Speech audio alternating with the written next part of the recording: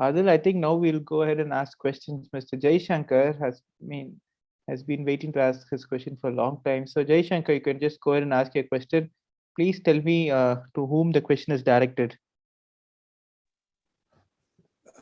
Thank you very much, Dharani.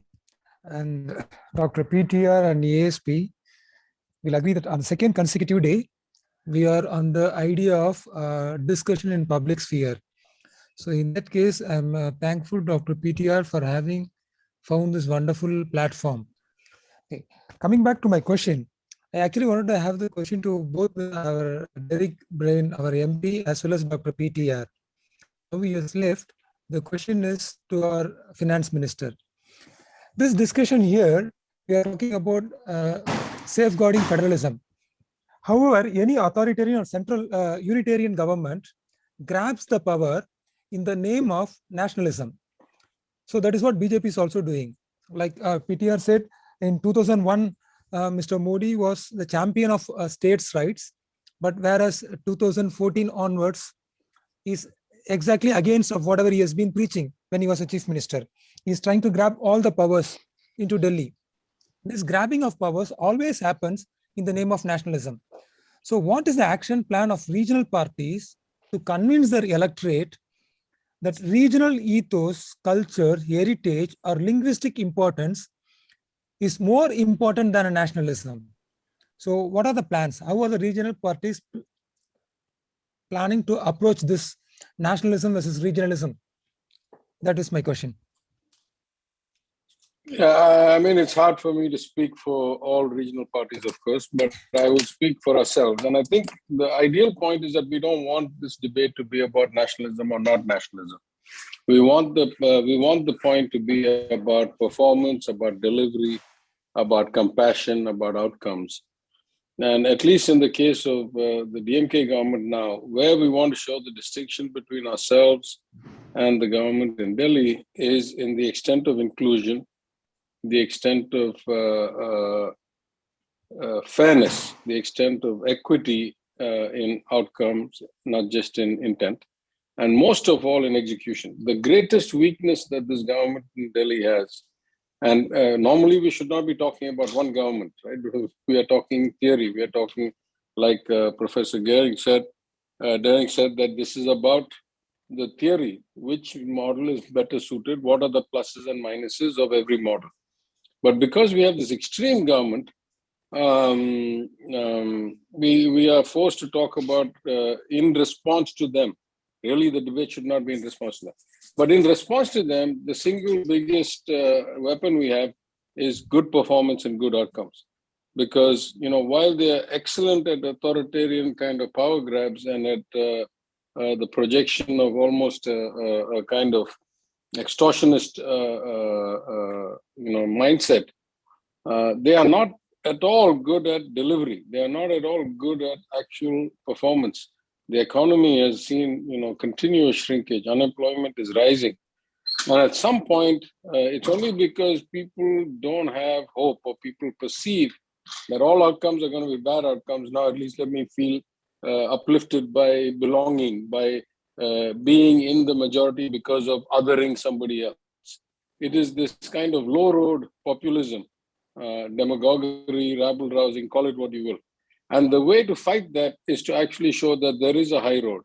There can be compassionate policies that deliver growth, that deliver jobs, and that give you good outcomes. And I just use one example to prove my point, that I have often said that Tamil Nadu is probably the most practicing Hindu percentage state in India.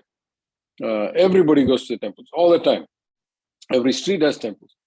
So is it not a bit ironic, or at least contradictory, that in the most Hindu state in India, the BJP, as the professor said rightly, is not able to even grab a toehold, right? They're constantly fighting around the 3% mark. I mean, last election was an exception. They got their kind of beholden allies to gift them a few seats.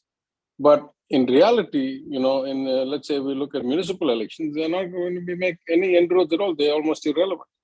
So clearly, in some way, Tamil Nadu has figured out this formula That is that if you provide opportunity, jobs, education, upliftment, and some measure of equity, then you don't need to other somebody to feel good about yourself. Your life actually improves and you can feel good about yourself. And I think that's really the approach that we want to take, at least as a DMK. Thank you, sir. I have a question bracket to Professor John Gerring. So you spoke about the systems of federalism. So there's a lot of literature that's written which says the Westminster first past the post system that we have is not suitable for a heterogeneous country like India. They say this such a system is more suitable for countries such as England or maybe Australia and so on and so forth. And they always say a German kind of representative democracy with the president as head is the ideal system, a mixture of American system as well as the German system. What is your opinion on the same? Yeah, well, I'm not a fan of first past the post systems, even in the US and the UK, Australia, places that are smaller and in many ways more homogeneous. I think it introduces all sorts of idiosyncrasies. You know, a lot of the difficulties the US is facing right now stem from our first past the post system. And but in India, yeah, I think the effects are in some ways even worse because it does serve to fragment the system. And this is contrary to Duverger's law, which is the popular view of first past the post system. But in fact, Duverger's law, which is the idea that a first past the post system leads to reduction of party competition to two parties, of which the UK was, you know, the original example. It really isn't true in an extremely heterogeneous country, particularly one that's federal in nature. As you mentioned, I think the argument is it's pushed India in the other direction towards greater fragmentation. So yeah, I think it is a problem. I don't know what to do about it, but I don't see any. Like on this issue, it just seems so clear that a PR system would offer choice, but also greater consistency across the country, and that would probably be a good thing. Although I guess the people who don't like PR systems would make the following point: they would say that party leaders under a closed list system get to choose the candidates, and that introduces more insulation between the representatives and the people.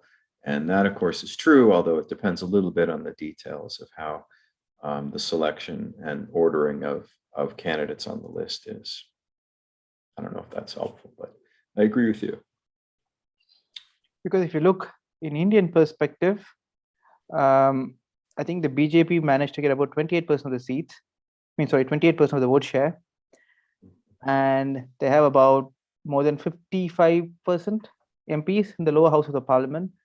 Right. Of course, the one debate could be that you have MPs from each constituency going and debating, but even that's not happening because there are two powerful people who decide everything. So you have the worst of both. So you have a presidential system without any checks and balance. So yeah, I agree. I mean, you're right that there's both a fragmentation effect in the sense that there are hundreds and hundreds of minor parties that only compete locally, and you have this magnification of seats, but for the largest party, which of course for many years was Congress Party. Now it's the BJP, which is also probably not a good thing, especially if that party has what should we say, a somewhat undemocratic agenda, as the BJP does. Pugal, you could go ahead with your question. You have none? I don't have any question. Okay. So there's one question for the Honorable Minister from Mr. Mukesh. His question is, why is birth/death certificate now being centralized? Why no state governments are opposing it tooth and nail? The more the data is centralization, the more we move towards dictatorship. Erosion of state power is very rampant with this BJP government in the union. If this rampant appropriation of state power doesn't stop, then it will lead to fight for self-determination much vigorously.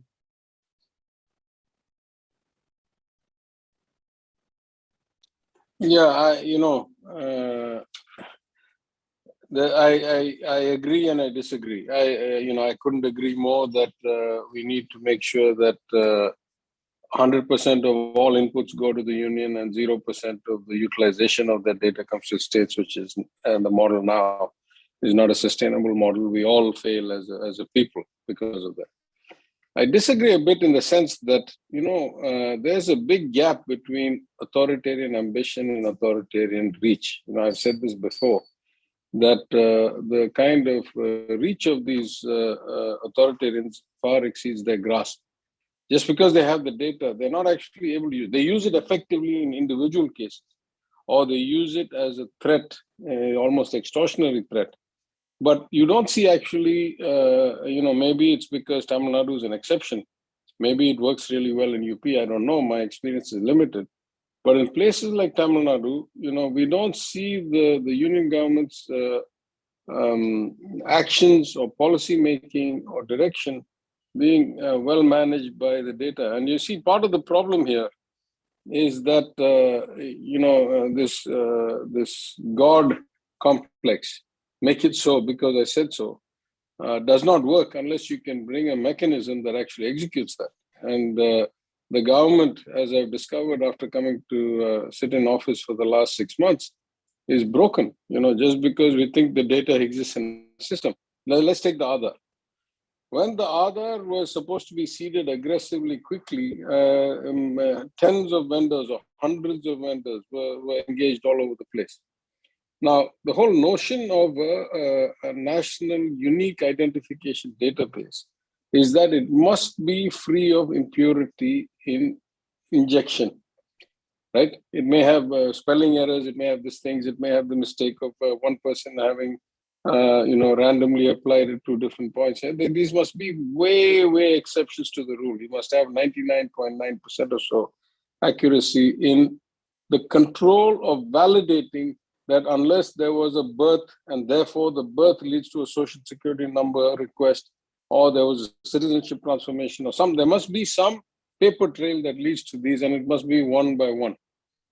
Well, once you had hundreds or maybe even thousands, if I really think about it, vendors who are asked to do this job, we have heard of so many cases of the injection of records where a name, a face, a retina, and a fingerprint or a set of fingerprints match, but all of them are fake, meaning the person doesn't exist on that name. Some human being exists with those physical features, and they're entered as having some name and some age and some detail, and there is no verification or validation of this done, right? And these databases are so large that the only real kind of current use of these databases for validation is if I put in a name and say, does this fingerprint match this name? The database can say yes or no.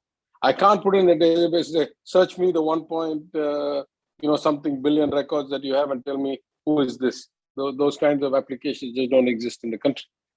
So if you have now introduced completely fake data for the sake of getting additional benefits or escaping the system or whatever it is, once you admit that there are, let's say, 10,000 or 50,000 fake records in the original database, then no validation of a human being is worth anything, because I don't know if the original entry was a valid entry or not. So what a country like the US through Social Security, or the UK through NHS, or or Singapore through the NRIC, what they did painstakingly, individual by individual, birth by birth, citizenship transformation by citizenship transformation, we tried to do in a rush. And though we claim we were leapfrogging people to go to retina scans and fingerprints and all, it's only as good as the integrity of the data in the first place, and the data is irreversibly compromised. So the same thing goes, let me give you this birth and death because it's closer to the question. When we look at the birth and death registers in the civil record, in the civil register, in many cases, the number of deaths registered have come down after the COVID pandemic. That's not possible, right? I mean, like, it's just not possible because we know that the gross death rate has gone up quite a bit because of the pandemic. Hundreds of thousands of people have died across the country, millions probably. And in Tamil Nadu, tens of thousands at least.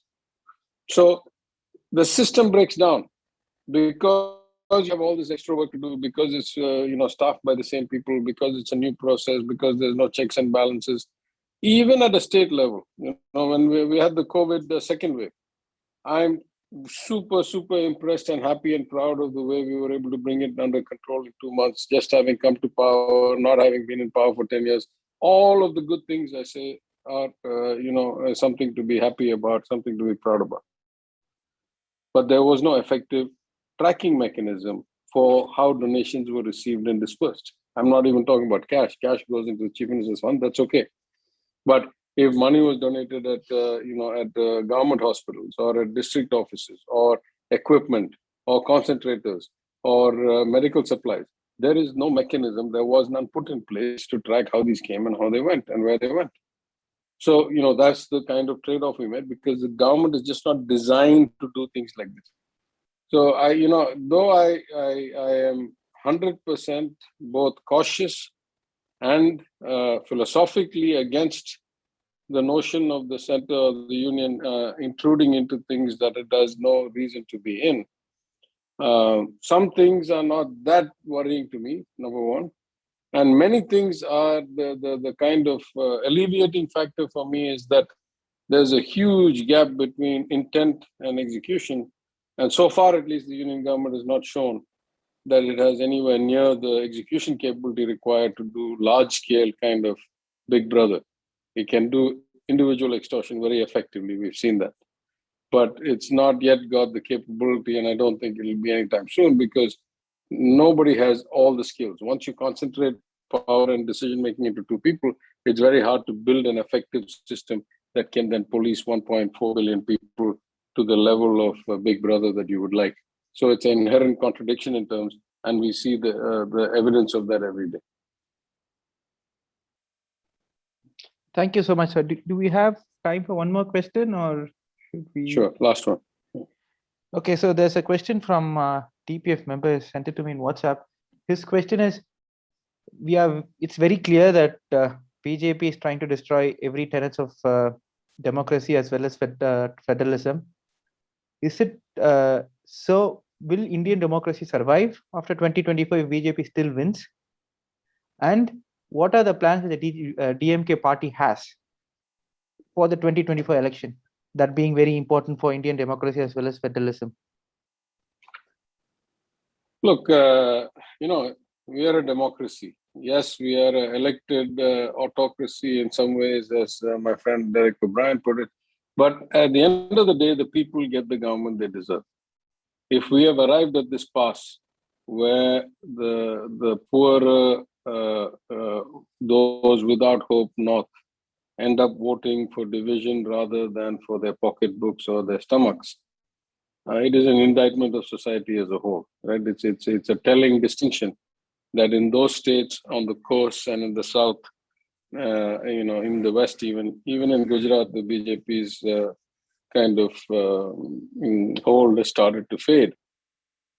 Because once you have affluence, once you have education, once you have progress, though Gujarat is one of the highest Gini coefficient disparity states, people start thinking for themselves. Also, places that still have their own language, that has been a big distinguishing factor.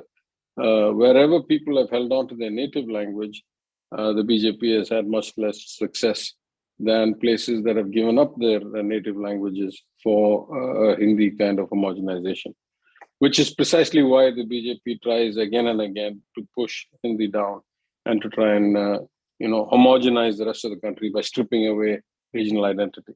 I don't think that's going to happen anytime soon, whether it's even Karnataka, where Kannada pride is resurgent, certainly in the southern states, certainly in the western states, in the eastern states, so forth, all the way from kind of Maharashtra back to West Bengal. this belt is not susceptible because of its identity and its language.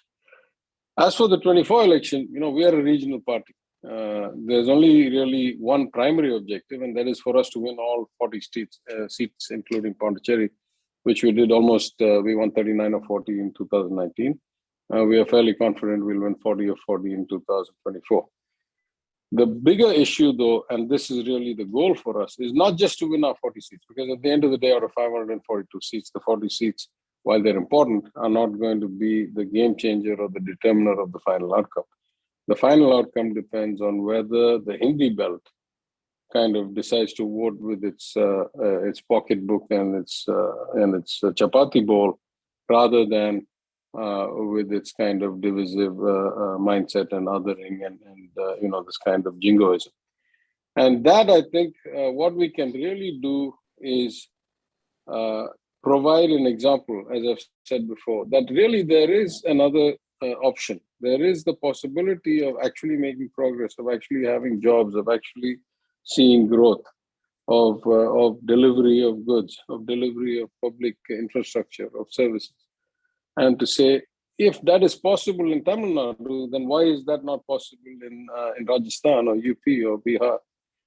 And that is the message really that I think we can add value to the national election. Otherwise, we're a regional party, and the immediate prospects are just for us to win our seats, which we have done before and we'll do again. I'm fairly confident of that. But we want to change the nature of the debate. We want to change the debate towards what is in the interests of society. What does harmony, the rule of law, a compassionate framework provide, not just for quality of life, but also for growth and progress and prosperity. For example, even our political opponent, Ms. Jayalalitha, her slogan was Amaidi Valam Valarchi. Peace, law and order, a calm, a stable, then prosperity and growth. So, that I think most educated people understand, that you can't have a society in turmoil and fantastic growth rates, at least not in a sustained way.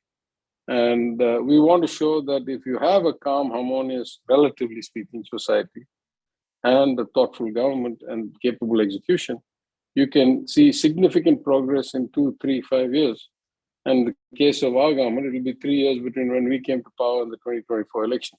So the best contribution we can make to the broader national election is to do a really good job of administration, providing new jobs and showing growth and prosperity, and hoping that will influence the national mindset and the national debate. So thank you so much for your time. I think with this we could close the event. We're already 2 minutes late. So I thank everyone for coming, especially the minister for his time, and for Aadhil for coming at the last minute notice, and the Professor John Gerring from US to have joined us. Thank you so much, everyone. Thank you to all the panelists. Thank you to everybody. Thank you, everyone. Thank you, Hon'ble Minister.